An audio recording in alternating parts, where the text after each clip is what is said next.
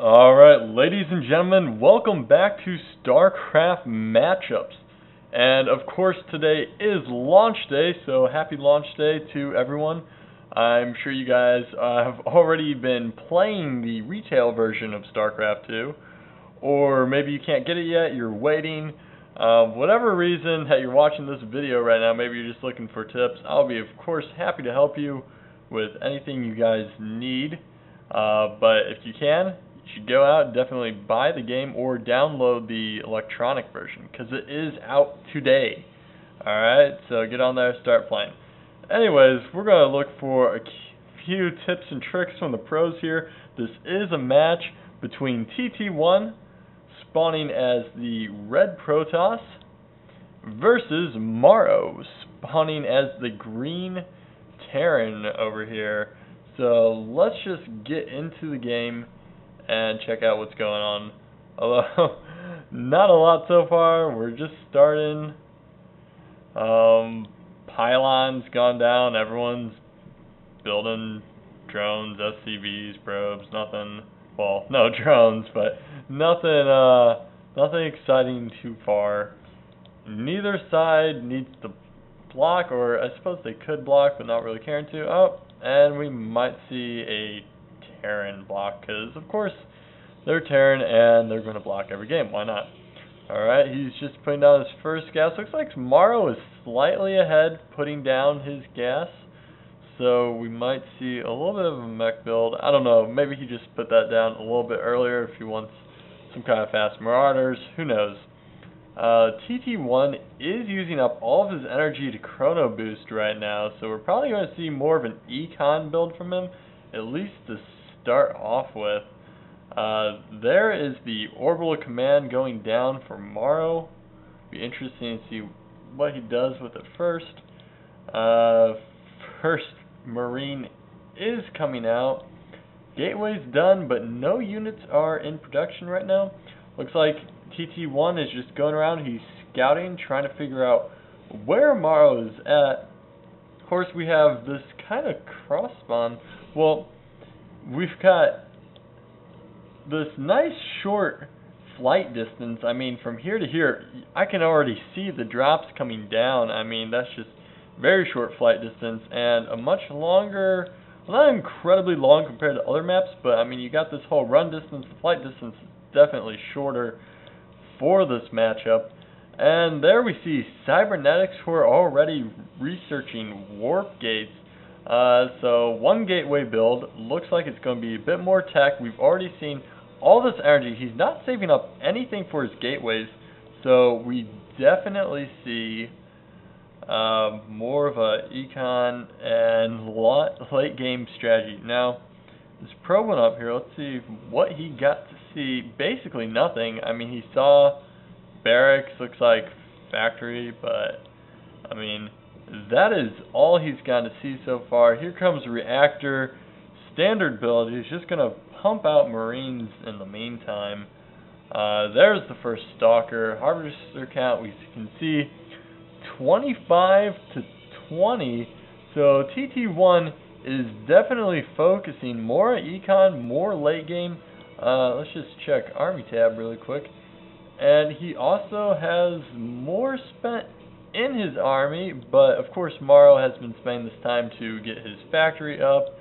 Going to be a safe build here, put the bunker up in front with some Marines, and he is switching out. There goes Tech Lab. Tech Lab's going to go down on the starport. Factory lands back down, nothing too special about that. Haven't seen any real engagement.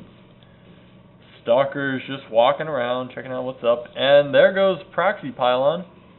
No real surprises. And we did see that quick research for Warp Gate. So, if I had to guess, I mean, he's most likely just going to move out some troops, rally some reinforcements from here. Probably make, I don't know, some early attack. He's definitely not going to move out now. I mean, 2 Zealots and a Stalker, and of course he only has 1 Gateway. Well, looks like he's just going to move out. He's got this defense here, which makes me think he might be thinking about a expansion, but check out this SCV. I think he's just spazzing out in the background. I don't know why he made him patrol, except maybe just to make him not idle. But let's see, TT1, of course, doesn't see that scout back there. Morrow has vision in case there is an expansion, so he knows what's going on. Alright, this probe, of course, checking for expansions. So these guys are just chilling. They're like, you gonna expand? No. You gonna expand? No, we'll just kind of hang out for a while. And here's the movement. That is a lot of Starkers. There's the Army tab. What am I thinking? Army tab's already up. And that is quite a few Stalkers. There's an Immortal. Of course, Immortals. Good choice versus Terran, because these nasty siege tanks back here do a nice amount of damage. Using the probe, getting the vision up the hill so we can take down that bunker. Good use of the probe. That's just that type of tech build. That's really good use of tech. Basically, what I can say is getting that early robotics facility down there. This early in the game, we don't see a scan. There's goes all the SCVs. He pulled them off the line. It's kind of surprising there. And we've got this Raven. Morrow is a fan of the Ravens, even though you usually don't see a lot of them, and you usually don't see them early.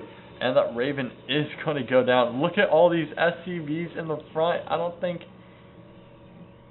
Oh, he has been mine. He does have a decent amount. That number is pretty much carried by that mule right now. He's got to get those guys back on the line. And he pulled them down, and he probably saved himself there. But he is behind in the harvester count for sure. And I'm not sure, did that probe live from that? Not even sure. Let's just check our units. And he's pushing down the front. The bunker's going to go down, but how much damage is he going to be able to pull out? There's the SCVs. And man, he's got to get some units. He's got this one siege tank. There's the probe coming back in again. And he's done massive, massive damage to this, what was a wall off. And Morrow thought he was safe, but TT1 is like, I don't care, you have a wall off here, I'm just going to bring this probe, and I'm just going to do massive amount of damage. So we're really seeing a nice tech build, good mix of units that was able to bring down Morrow's front wall.